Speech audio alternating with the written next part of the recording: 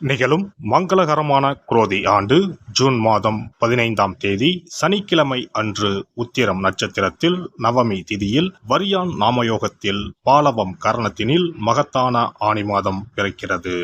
சூரியன் மிதுனம் ராசியில் சஞ்சரிக்கும் மாதம் ஆனி மாதமாகும். உத்தராயணத்தின் கடைசி மாதமாகும். ஆன்மீக சிறப்புகள் கொண்ட மாதம் இதுவாகும். இம்மாத கிரகநிலைகள் என எடுத்துக்கொண்டால் மேசராசியில் செவ்வாய் பகவான் ஆட்சி பலத்துடன் உள்ளார். ரிஷபராசியில் குரு பகவானும், மிதுன ராசியில் சூரிய பகவானும், சுக்கிர பகவானும், புதன் பகவானும் இணைந்துள்ளனர். கன்னி ராசியில் கேது பகவானும், கும்பராசியில் சனி பகவானும், மீன ராசியில் ராகு பகவானும் உள்ளனர்.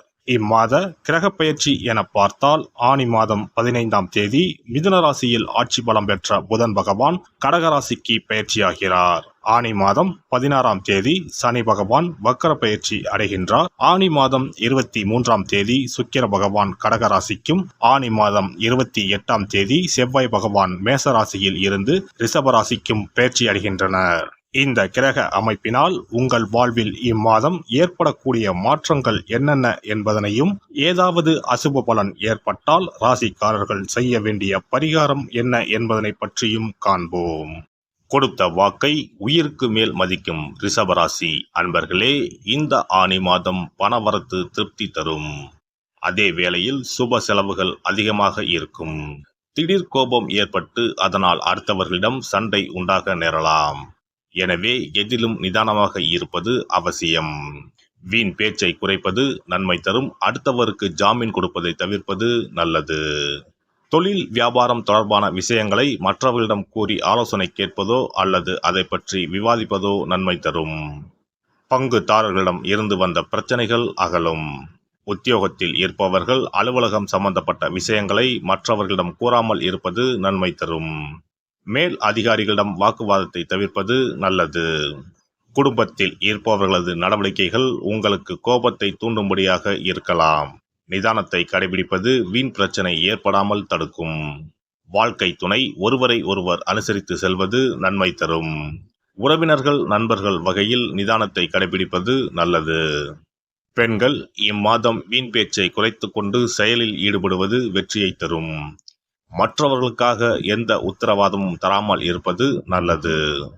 கலைத்துறையினர் மற்றவர்களுக்கு உதவி செய்ய போய் தேவையற்ற குற்றச்சாட்டுக்கு ஆளாக நேரலாம். கவனமாக இருக்க வேண்டும். எதிர்பார்த்த வாய்ப்புகள் வந்து சேரும். அரசியல் துறையினர் சிறிய வேலையையும் செய்து முடிக்க கூடுதலாக உழைக்க வேண்டியிருக்கும். மாணவர்களுக்கு நட்பு வட்டத்தில் இருப்பவர்களுடன் கவனமாக பேசி பழகுவது நல்லது. பாடங்கள் படிப்பதில் ஆர்வம் உண்டாகும். நட்சத்திர பலன்கள். கார்த்திகை நட்சத்திரம். இந்த மாதம் புதியதாக வீடு வாகனம் வாங்கலாம். பழைய வீட்டை சீரமைக்க சிறந்த காலமாகும். பிறருடைய மனம் நோகும்படி பேச வேண்டாம். பொழுதுபோக்கான விழாக்களில் கலந்து கொள்வீர்கள். உங்களை விட்டு பிரிந்த நண்பர்கள் ஒன்று சேர்வார்கள். ரோஹிணி நட்சத்திரம். இந்த மாதம் தொழில் வியாபாரம் முன்னேற்றமாக இருக்கும். லாபம் இரட்டிப்பாகும். புதிய தொழில் தொடங்கலாம். கூட்டுத் தொழிலில் லாபம் கிடைக்கும். வரவுக்கு தகுந்த செலவை செய்யுமாறு பழகிக்கொள்ளுங்கள். வரி செலுத்துவதில் முறைகளை பின்பற்றுங்கள். வேலையாட்கள் சில பிரச்சனைகளை ஏற்படுத்தலாம். மிருகசிரீசம் நட்சத்திரம். இந்த மாதம் உத்தியோகத்தில் இருப்பவர்கள் வேலைப்பளு குறைவால் மகிழ்ச்சியுடன் காணப்படுவார்கள். எதையும் செய்து முடிக்கும் சாமர்த்தியம் ஏற்படும். வேலை பார்த்து கொண்டே உபத்தொழில் செய்பவர்களுக்கு லாபம் கிடைக்கும். இடமாற்றம் உண்டாகும். எதிர்பார்த்த பதவி உயர்வு கிடைக்கும். தினமும் சுக்கிர ஹோரையில் மகாலட்சுமி தேவியை அர்ச்சனை செய்து வணங்க எல்லா செல்வங்களும் சேரும். கடன் பிரச்சனைகள் தீரும். சிறப்பு தொகுப்பு. கழுத்தை நெரிக்கும் கடன் பிரச்சனையால் கஷ்டப்படுபவர்களுக்கு எளிய பரிகாரங்கள் உள்ளன. ருண, ரோக, சத்ரு இந்த மூன்றுமே மனிதர்களை வெல்லக்கொள்ளும். அதிலும் கடன் பிரச்சனை கவலையை ஏற்படுத்தி மனிதர்களை கலங்க வைத்துக் கொள்ளும். கடன் பிரச்சனையால் கஷ்டப்படுபவர்களுக்கு எளிய பரிகாரங்கள் உள்ளன. இந்த எளிய பரிகாரங்களை நம்பிக்கையோடு செய்தால் நிச்சயம் பலன் கிடைக்கும். ஒருவரின் ஜாதகத்தில் 6ஆம் இடம் கடன் ஸ்தானத்தை குறிக்கும். கடன் பிரச்சனையால் இன்றைக்கு பலரும் தற்கொலை செய்து கொள்கின்றனர். சக்கரத்தாழ்வார் அருள் இருந்தால் கண்டிப்பாக கடன் பிரச்சனைகள் நீங்கும். பெருமாள் கோவிலுக்கு சென்று சனி மற்றும் புதன் கிழமைகளில் சக்கரத்தாழ்வார் சன்னதியில் துளசி மாலை சாற்றி 12 முறை வலம் வர வேண்டும். ஒவ்வொரு முறை வலம் வரும் பொழுதும் கடன் தீர்வதற்கு மனமுருக நம்பிக்கையோடு வேண்டிக் கொள்ள வேண்டும். தொடர்ந்து 12 வாரங்கள் செய்தாலே கடன் பிரச்சனை தீர்ந்து மன நிம்மதி ஏற்படும். மேசராசியில் பிறந்தவர்கள் தயிரை கொண்டு இனிப்பு பலகாரம் செய்து ஒவ்வொரு வெள்ளிக்கிழமையும் மாலை வேளையில் பசுவுக்கு கொடுத்து வர கடன் பிரச்சனைகள் தீரும். விருச்சிக ராசியில் பிறந்தவர்கள் ஞாயிற்றுக்கிழமை அன்று லட்சுமி நரசிம்மருக்கு காய்ச்சிய பசும்பால் அல்லது பானகத்தை பிரசாதமாக வைக்க வேண்டும். 48 நாட்கள் இந்த பூஜையை செய்தால் கடன் தொல்லையில் இருந்து விடுபடலாம். ரிஷபராசியில் பிறந்தவர்கள் ஜவ்வரிசி கொண்டு இனிப்பு தயாரித்து அதை வெள்ளிக்கிழமை என்று பசுவிற்கு மாலை வேளையில் கொடுத்து வர கடன்கள் அடைந்து சுகம் பெறலாம். துலாம் ராசிக்காரர்கள் பசும்பாலை சுக்கிர ஓலையில் வில்வ மரத்திற்கு ஊற்றவும். 24 வெள்ளிக்கிழமை செய்திட நிச்சயமாக கடன் தீரும். வெள்ளிக்கிழமையில் அரச மரத்தடி விநாயகருக்கு அகலில் 11 தீபமும் 11 முறை வலம் வந்தும் வழிபட்டால் கடன் தீரும். மிதுன ராசிக்காரர்கள் தினசரி சிறிது தயிர் சேர்த்து குளித்து வரவும். கடன்கள் நீங்கும். மாலை வேளையில் சூரிய தரிசனம் அஸ்தமனத்துக்கு முன் செய்து வரவும்.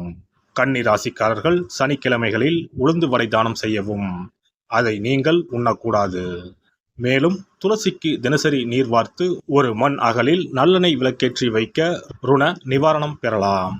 கடகராசிக்காரர்கள் ஒவ்வொரு ஞாயிறும் சிறிது வெள்ளக்கட்டியை ஓடும் நீரில் விழவும். கடன்கள் வெள்ளம் போல கரைந்துவிடும்.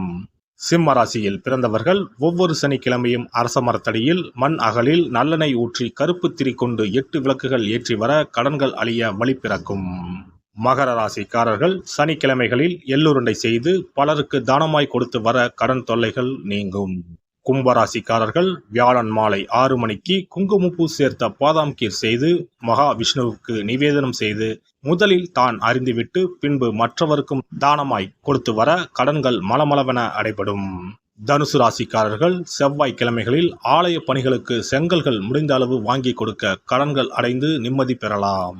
மீன ராசிக்காரர்கள் செவ்வாய்க்கிழமை அன்று மதியமோ இரவோ நோயாளிகளுக்கு சப்பாத்தியை தானமாக கொடுத்து வர கடன்கள் வேகமாக அடைய ஆரம்பிக்கும். குறைந்தது 9 சப்பாத்திகள் கொடுப்பது நல்லது. செவ்வாய் பகவானை மனதார நினைத்துக் கொள்வது நலம் தரும். பௌர்ணமி நாளில் குலதெய்வத்திற்கு படையலிட்டு வழிபடுவது சிறப்பு. குலதெய்வ படம் இல்லாதவர்களும் குலதெய்வம் பற்றி தெரியாதவர்களும் 5 முக குத்து விளக்கை பூஜை அறையில் ஏற்றி வைத்து படையல் போட்டு கற்பூர ஆரத்தி காட்டி கடன் பிரச்சனை நீங்க மனதார வேண்டிக் கொள்ளலாம். இவ்வாறாக 9 பௌர்ணமிகள் விடாமல் இந்த பரிகாரம் செய்ய கடன் தொல்லைகள் எளிதாக தீர்ந்துவிடும். கடன் தீருவதற்கான வழிகளும் கிடைக்கும். இந்த பரிகாரத்தை அனைத்து ராசிக்காரர்களும் செய்யலாம். எல்லாம் வல்ல இறையருளால் நீங்களும் உங்கள் அன்பு குடும்பமும் உடல் நலம், நீலாயுள், நிறை செல்வம், உயர் புகழ், மெய்ஞானம் ஓங்கி வாழ்க வளமுடன். இந்த வீடியோ பதிவு உங்களுக்கு பிடித்திருந்தால் லைக் பண்ணுங்க, கமெண்ட் பண்ணுங்க, ஷேர் பண்ணுங்க, மறக்காம சப்ஸ்கிரைப் பண்ணுங்க, பக்கத்துல இருக்கிற பெல் பட்டனை கிளிக் பண்ணுங்க. நன்றி, வணக்கம். ஓம் நமச்சிவாய. சிவாய நம.